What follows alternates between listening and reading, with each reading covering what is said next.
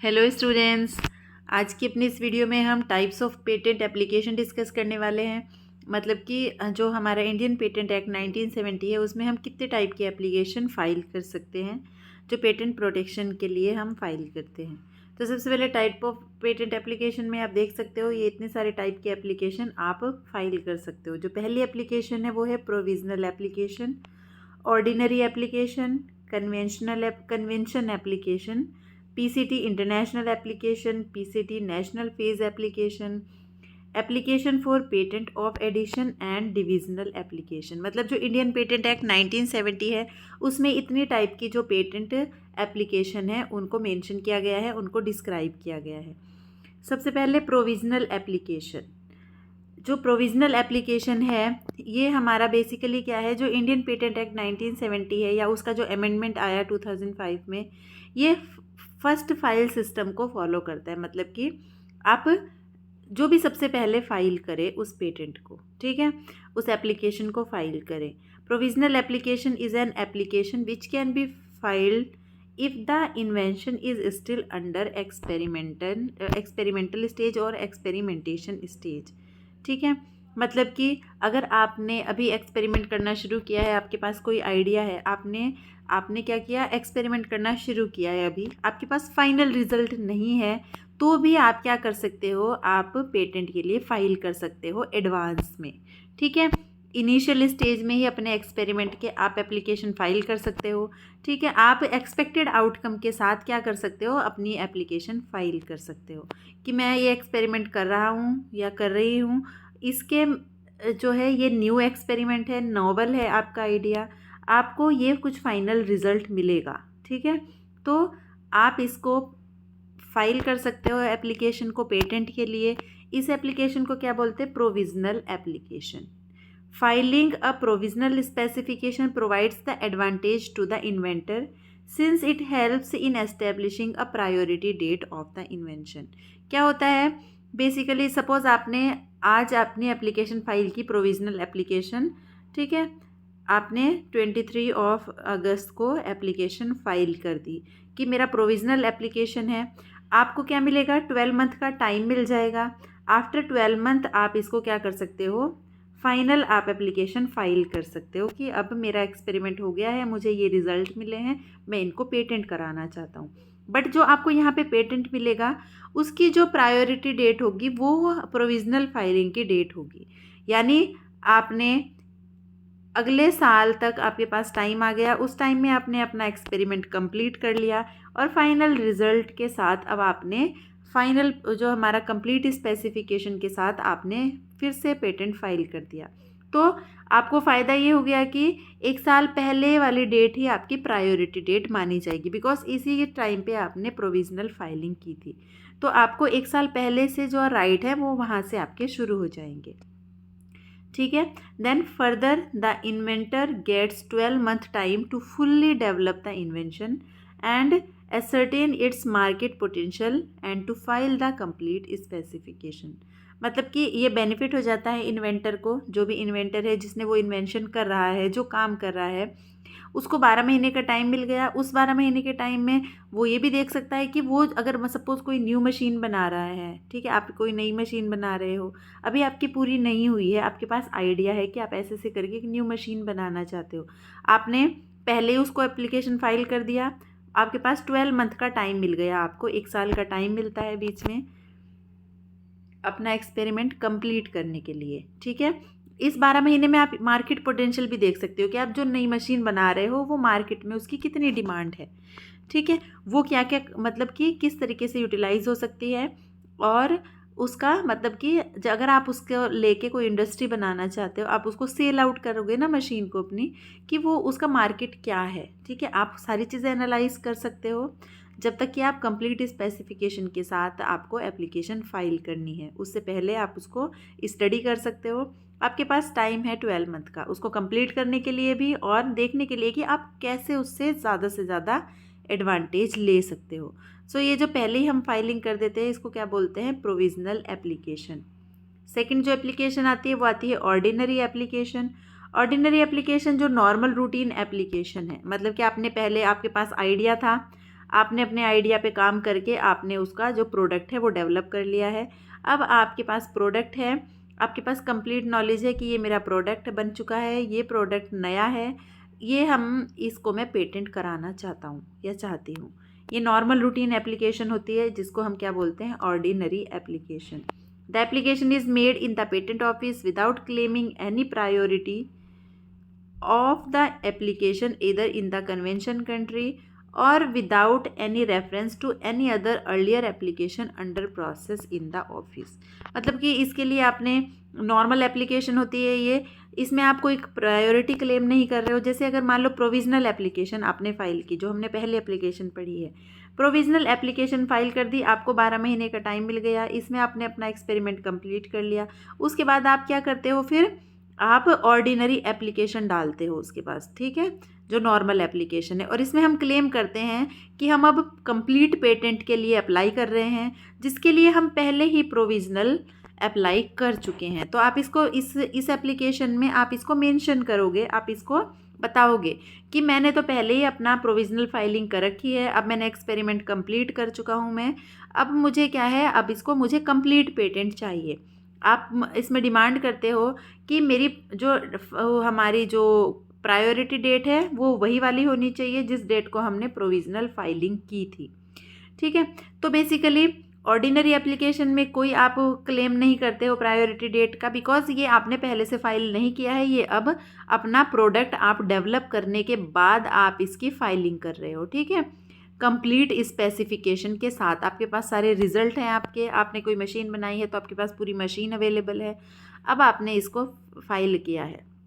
आप कोई रेफरेंस नहीं देते हो कि हमने पहले से एप्लीकेशन फाइल की हुई है, ऐसा कुछ नहीं होता है। ऑर्डिनरी एप्लीकेशन में सीधे आप एप्लीकेशन फाइल करते हो।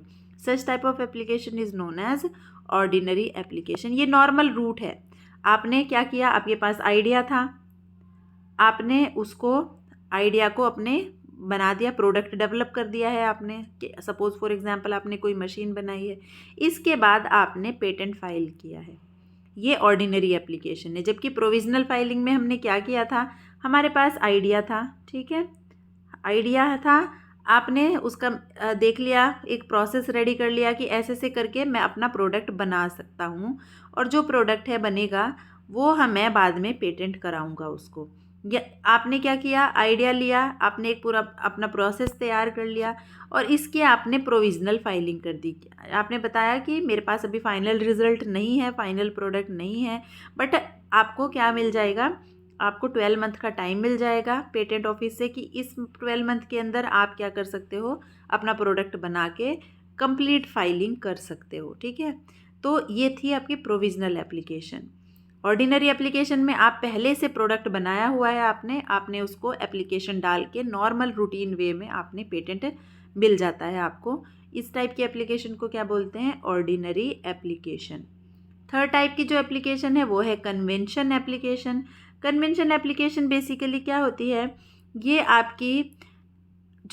आपकी कन्वेंशन कंट्री है, ठीक है, जो मतलब कि मेंबर कंट्रीज़ होती हैं कुछ, उनके साथ में आपने अगर एप्लीकेशन डाली है उसको कन्वेंशन एप्लीकेशन बोलते हैं। An application for patent filed in the patent office claiming a priority date based on the same or substantially similar application file in one or more of the convention countries is known as convention application. मतलब कि आपने क्या किया है, अपने जैसे suppose आप जिस कंट्री को बिलोंग करते हो, आपने उसमें पेटेंट फाइल किया। सपोज यहाँ पे हम बात कर रहे हैं इंडियन पेटेंट एक्ट की, आपने इंडिया में पेटेंट ऑफिस में पेटेंट फाइल कर दिया। आपने सेम एप्लीकेशन क्या है, कन्वेंशन कंट्री में भी फाइल की हुई है, उसकी प्रायोरिटी डेट की मांग करते हुए। सपोज आपने किसी कंट्री में अपना पेटेंट फाइल किया था, ठीक है, 10 जून को, अब आप 23 अगस्त को हम किसी और कंट्री में फ़ाइल कर रहे हो अपना पेटेंट। आप क्लेम करोगे कि ये पेटेंट मुझे इस कंट्री में ऑलरेडी मैं फ़ाइल कर चुका हूँ 10 जून को, तो मुझे यहाँ पे भी 10 जून से ही प्रायोरिटी डेट मिले। क्यों? क्योंकि ये दोनों कंट्री ही मेंबर कंट्री हैं किसी भी कन्वेंशन की, ठीक है। जैसे पीसीटी है, पेटेंट कोऑपरेशन ट्रीटी है, अगर उसकी मेंबर कंट्री है, कंट्री ए और कंट्री बी दोनों ही तो अगर आपने बी में ऑलरेडी आपको पेटेंट मिला हुआ है, जिस डेट को बी में आपको पेटेंट मिला था बी कंट्री में, उसी डेट से आपका ए में भी माना जाएगा पेटेंट, ठीक है, दोनों कंट्री में। इसीलिए इसको क्या बोलते हैं, आप कन्वेंशन एप्लीकेशन बोलते हैं। कन्वेंशन कंट्री कौन सी होती है? A convention country is a member of the group of countries or a union of countries which are notified by Ministry of Commerce and Industry, Government of India under subsection 1 of section 133। मतलब ये जो section 133 का subsection 1 है, इसमें जो ministry of commerce and industry है government of India की, इन्होंने कंट्रीज़ को मेंशन किया है। उन कंट्रीज़ को क्या बोलते हैं हम? कन्वेंशन कंट्रीज़ बोलते हैं। सपोज दो कन्वेंशन कंट्री है, ए और बी, ठीक है, ये मेंबर कंट्री हैं हमारी। आपने ए कंट्री में पहले ही एप्लीकेशन फाइल कर दी थी, आपको यहाँ पे पेटेंट मिल गया है। अब आप क्या चाहते हो कि कंट्री बी में भी आप सेम पेटेंट लेना चाहते हो, तो आप जब एप्लीकेशन डालोगे, वो एप्लीकेशन क्या होगी? कन्वेंशन एप्लीकेशन होगी। यहाँ पे जब आप एप्लीकेशन डालोगे, आप इसमें मेंशन करोगे कि जो मेंबर कंट्री थी ए, उसमें तो मैं पहले ही पेटेंट ले चुका हूँ 10 जून को, तो बी कंट्री में भले ही आप अगस्त में पेटेंट डाल रहे हो, आप उसमें मेंशन करोगे कि वहाँ पे मुझे 10 जून को ऑलरेडी पेटेंट मिला हुआ है, तो जब मुझे बी कंट्री में पेटेंट मिलेगा वो भी 10 जून से ही माना जाए, ना कि 23 अगस्त से, ठीक है। बिकॉज ये दोनों ही कंट्री क्या हैं? कन्वेंशन कंट्री हैं, ये ग्रुप है कंट्रीज़ का, ठीक है। तो इस टाइप के एप्लीकेशन को हम कन्वेंशन एप्लीकेशन कहते हैं। In order to get convention status, an applicant should file the application in the Indian Patent Office within 12 months from the date of first filing of a similar application in the convention country। मतलब कि अगर आपने country ए में जो file किया है patent 10 जून को किया था, ठीक है, आपको यहाँ पे पेटेंट 10 जून से मिला है, तो जब आप दूसरी बी कंट्री में पेटेंट फाइल करोगे, तो अगर 10 जून 2023 को आपने यहाँ पे फाइल किया है, तो ये बी कंट्री में आपको 10 जून 2024 से पहले पहले पेटेंट फाइल करना है, ठीक है। तभी आपको आपकी एप्लीकेशन को कन्वेंशन एप्लीकेशन माना जाएगा और आपको राइट्स मिलेंगे कन्वेंशन कंट्री में, ठीक है। नेक्स्ट जो है आपकी PCT international application means patent cooperation treaty international application. ये एक ट्रीटी है जिसको बहुत सारी कंट्रीज़ ने साइन किया है। तो वो सारी कंट्री क्या है? आपकी पीसीटी मेंबर कंट्रीज़ होती हैं। आप उन सारी पीसीटी मेंबर कंट्रीज़ में एक साथ पेटेंट ले सकते हो, ठीक है। A patent application filed under the PCT is called an international application और पीसीटी एप्लीकेशन। तो बेसिकली क्या है, एक तरीके से आप ये मैनी कंट्रीज़ में, बहुत सारी कंट्रीज़ में एक साथ पेटेंट ले सकते हो। तो इसको हम एप्लीकेशन को जनरली क्या बोल देते हैं? इंटरनेशनल एप्लीकेशन बोल देते हैं या पीसीटी एप्लीकेशन बोल देते हैं। जो the patent cooperation treaty is an international patent law treaty. ये क्या है? एक पेटेंट कोऑपरेशन ट्रीटी क्या है? एक इंटरनेशनल पेटेंट लॉ ट्रीटी है। सपोज दो कंट्री हैं, A B C D, 4 country हैं, इन चारों ने पीसीटी साइन की है। ये ट्रीटी है कंट्रीज़ के बीच में, इन चारों ने ही साइन किया है। तो इन चारों कंट्रीज़ में अगर आप पेटेंट लेना चाहते हो, कोई पर्सन है पी, वो पेटेंट लेना चाहता है चारों कंट्रीज़ में, तो वो एक ही एप्लीकेशन डाल सकता है अपनी होम कंट्री में। सपोज़ इस पेटेंट पर्सन पी की होम कंट्री क्या है? ए कंट्री है, तो ये ए कंट्री में पेटेंट एप्लीकेशन डालेगा, बट एप्लीकेशन कौन सी डालेगा? PCT international application. उस सिंगल एप्लीकेशन में ये मेंशन करेगा कि मुझे ए अपनी कंट्री में तो चाहिए ही चाहिए, इसके अलावा मुझे बी कंट्री, सी कंट्री और डी कंट्री में भी एक साथ पेटेंट चाहिए सेम प्रोडक्ट पे, बिकॉज ये सारे ही कंट्री क्या हैं? पीसीटी की मेंबर कंट्रीज़ हैं। तो ऐसी एप्लीकेशन जिसमें हम, अगर वो पीसीटी मेंबर कंट्री है, तो आप एक साथ एप्लीकेशन एक ही एप्लीकेशन में एक साथ सिर्फ उनका नाम मेंशन करके कंट्रीज़ का आप एक साथ पेटेंट ले सकते हो। जनरली क्या होता है ना कि पेटेंट के लिए अलग अलग जगह पे आपको अलग अलग अप्लाई करना पड़ता है, क्योंकि हर एक कंट्री के अपने लॉज हैं। जैसे इंडिया में इंडियन पेटेंट एक्ट 1970 और उसका जो अमेंडमेंट हुआ 2005 में, उसके अकॉर्डिंग हमें पेटेंट को फाइल करना पड़ता है, एप्लीकेशन डालनी पड़ती है। फिर आपको पेटेंट जो मिलेगा वो इंडिया में ही मिलेगा बस, ठीक है। क्योंकि पेटेंट क्या होते हैं? टेरिटोरियल इन नेचर होते हैं। जिस भी कंट्री में आपने पेटेंट फाइल किया है उसी कंट्री में आपको राइट्स मिलेंगे, दूसरी कंट्री में वो पेटेंट काम नहीं करेगा। ठीक है, तो अगर आपको दूसरी कंट्री में भी चाहिए पेटेंट तो आपको अलग से उस कंट्री में एप्लीकेशन डालनी पड़ेगी, उनकी अलग से रूल फॉलो करने पड़ेंगे, फिर उस कंट्री वाले चाहे तो वो आपको पेटेंट दे सकते हैं। ठीक है, बट इंटरनेशनल जो पीसीटी इंटरनेशनल एप्लीकेशन है, इसका एडवांटेज यही है कि आप एक ही एप्लीकेशन में एक साथ मल्टीपल कंट्रीज़ में पेटेंट ले सकते हो। ठीक है, शर्त क्या है कि जितनी भी कंट्री में आप पेटेंट लेना चाहते हैं एक साथ उन सभी ने पीसीटी को साइन किया होना चाहिए, जो पेटेंट कोऑपरेशन ट्रीटी है। मान लो 4 कंट्री है, ठीक है, China, India, New Zealand and Sri Lanka, इन चारों ने पेटेंट कोऑपरेशन ट्रीटी साइन की है। ये भी इंडिया चाइना भी साइन की है, इंडिया ने भी साइन की है, न्यूजीलैंड ने भी की है और श्रीलंका ने भी की है।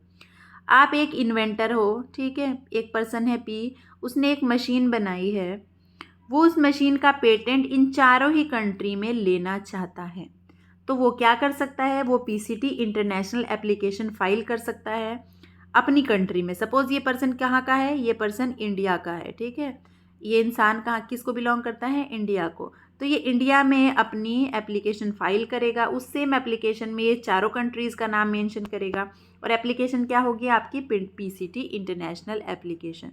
तो मेंबर कंट्री में ही वो फाइल करके वो हर जगह आपका क्या कर सकता है, पेटेंट ले सकता है। A single filing of a PCT application is made with in a receiving office in one language.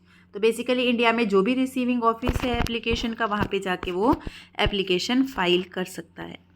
Then PCT national phase application, ये क्या, इसमें जो नेशनल फेज़ एप्लीकेशन है ये पीसीटी प्रोसीजर का सेकंड पार्ट है। The national phase is the second of the 2 phases of the PCT procedure. तो basically आप जब PCT application file international PCT application file करते हो उसके बाद वो क्या होती है, आपको नेशनल फेज़ में भी फाइल करना पड़ता है। ठीक है, it follows the international phase which consist of processing of international application in the office of each country mention in the international application. Suppose आपने 4 कंट्री मेंशन की थी, ठीक है, चाइना, इंडिया, न्यूजीलैंड और श्रीलंका। ठीक है, अब क्या होगा, आपने इंटरनेशनल एप्लीकेशन डाल दी, अब चारों कंट्रीज़ में वो एप्लीकेशन आपकी फ़ाइल होगी। ठीक है, प्रोसेसिंग आपकी एप्लीकेशन की चारों कंट्रीज़ में होगी। ये चाइना में अलग से वहाँ का जो ऑफिस है वो करेगा आपका जो भी प्रोसेसिंग है, इंडिया का अलग से पेटेंट ऑफिस अपनी एप्लीकेशन को यहाँ पे आपकी एप्लीकेशन को प्रोसेस करेगा, न्यूजीलैंड में और श्रीलंका में। ठीक है, ये नेशनल फेज़ है। अब वो अपने अपने लॉ के अकॉर्डिंग देखेंगे कि आपको वहाँ पे पेटेंट मिल सकता है या नहीं मिल सकता है। आपको फाइल नहीं करना है अलग अलग जगह पे, आपको एक ही जगह पे पीसीटी इंटरनेशनल एप्लीकेशन में फ़ाइल करना है। जो इंडियन पेटेंट ऑफिस है, फिर जो रिसीविंग ऑफिस है, वो उसको फर्दर प्रोसेस करवाएगा जो अभी आपने कंट्रीज़ मेंशन की है उनमें। Priority date is the same as the date of filing the original PCT application. आपकी प्रायोरिटी डेट वही होगी जब आपने इंटरनेशनल एप्लीकेशन फाइल की थी। ठीक है, आगे वो जब तक उसको प्रोसेस करें, जितना टाइम ले वो उनके ऊपर है। ठीक है, विद इन जो एक टाइम लिमिट होती है उनके लिए भी जिसमें उनको अपना काम कंप्लीट करना होता है। बट आपको जो पेटेंट मिलेगा वो उसी डेट से मिलेगा जब आपने पीसीटी इंटरनेशनल एप्लीकेशन फाइल की थी। ठीक है, तो प्रायोरिटी डेट की कोई टेंशन नहीं है, वो तभी से मिलेगा। Then application of patent of addition, एक और टाइप की एप्लीकेशन होती है और एक और होती है डिविजनल एप्लीकेशन। तो पेटेंट ऑफ एडिशन बेसिकली क्या है, अगर आपने कोई इन्वेंशन किया पहले, सपोज़ आपने एक मशीन बनाई, आपने उसको पेटेंट करा लिया है, ठीक है, you have got the patent, आपको पेटेंट मिल गया है। अब आपने उसी मशीन में, जो मशीन आपने ये बनाई थी, आपने उसी में कुछ एडिशन कर दिया। आपने कहा कि पहले ये ऑटोमेटिक नहीं थी मशीन, अब इसको मैंने ऑटोमेटिक भी बना दिया है, इसमें कोई और चेंज नहीं किया मशीन में, सिर्फ ये पहले ऑटोमेटिक नहीं थी, अब आपने इसको ऑटोमेटिक बना दिया है। अब आपको अलग से पेटेंट डालने की ज़रूरत नहीं है, आप पेटेंट ऑफ एडिशन डाल सकते हो। ठीक है, आप एक एप्लीकेशन डाल सकते हो कि पहले मैंने ये मशीन बनाई थी, अब इसमें मैंने ये एडवांसमेंट कर दिया है, तो आपको पेटेंट ऑफ एडिशन मिल जाएगा। ठीक है, अलग से इसके लिए आपको पेटेंट एप्लीकेशन नहीं डालनी है, आपको उसमें मेंशन करना है, आपको एडिशनल पेटेंट मिल जाएगा। डिविजनल एप्लीकेशन क्या होती है? सपोज़ आपने एक ही पेटेंट एप्लीकेशन डाली और उसमें आपने एक से ज़्यादा इन्वेंशन को क्लेम किया, आपने कोई 2-3 चीज़ें बनाई और उसको आपने एक साथ फाइल कर दिया, ठीक है? तो जो पेटेंट ऑफिस है, जो पेटेंट कंट्रोलर है, वो आपकी एप्लीकेशन को 2 या उससे ज़्यादा पार्ट में डिवाइड कर सकता है, ठीक है? सपोज़ आपने 2 चीज़ें बनाई, उनको एक साथ आपने फाइल कर दिया एक ही पेटेंट एप्लीकेशन में, तो जो पेटेंट कंट्रोलर है वो, या आप खुद भी इन्वेंटर भी क्या कर सकता है, अपनी एप्लीकेशन को 2 पार्ट में डिवाइड कर सकते हैं वो, जिससे कि आपके जो अलग अलग पेटेंट हैं उनको आप वो क्या हो सके, उनके लिए सर्च हो सके और आपको दोनों के लिए पेटेंट मिल सके। इस टाइप की जो एप्लीकेशन होती है जो डिवाइड करती है एक पेटेंट को, इसको क्या बोलते हैं? डिविजनल एप्लीकेशन बोलते हैं। प्रायोरिटी डेट वही रहेगी जो आपने जो पेटेंट फाइल किया था पहले, जिस डेट को आपने सिंगल पेटेंट फाइल किया था तभी आपकी प्रायोरिटी डेट मानी जाएगी। तो ये कुछ टाइप की एप्लीकेशन है जो हमारा इंडियन पेटेंट एक्ट 1970 है उसमें ये मेंशन है, उसके जो अमेंडमेंट हुए 2005 में उसमें मेंशन है। इनमें से आप अपने अकॉर्डिंग, मतलब आपका जो भी इन्वेंशन है, आप अगर इंटरनेशनल पेटेंट लेना चाहते हो या नेशनल पेटेंट लेना चाहते हो, प्रोविजनल फाइलिंग करना चाहते हो, आप उसके अकॉर्डिंग फाइल कर सकते हो। सो आई होप ये टॉपिक क्लियर है अब आप सबको। Thank you so much.